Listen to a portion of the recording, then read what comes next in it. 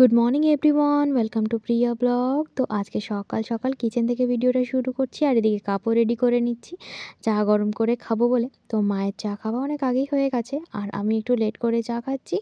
আর ও এদিকে চলে এসেছে ব্রেড আর ঘুগনি নিয়ে, আর ওকে আমি এখন ব্রেকফাস্টটা সার্ভ করব। তো আজকে আমাদের এই ধরনেরই ব্রেকফাস্ট হবে, আর ও আগে খেয়ে নিক, তারপরে আর কি আমরাও খেতে বসে যাব।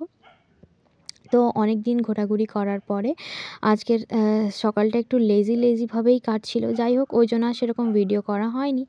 আর এখন হয়ে গেছে সন্ধে, আর মা তার ছেলেপুলেদেরকে এখন এই বিছানায় নিয়ে এসে ঘুম পাড়ানোর চেষ্টা করছে।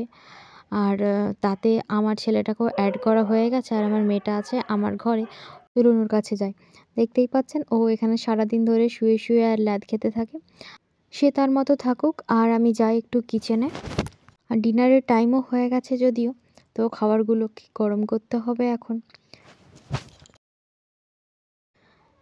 তো রান্নাঘরে এসে দেখি সমস্যার বিষয়, আলু আর বিনসের ভাজা হয়েছে এইটুকু, তো সেই জন্য দুধটাও গরম করে নিলাম, কেন কি এইটুকু দিয়ে তো আর তিনজনের খাওয়া যায় না, আর সাথে অল্প করে আচারও নিয়ে নিলাম।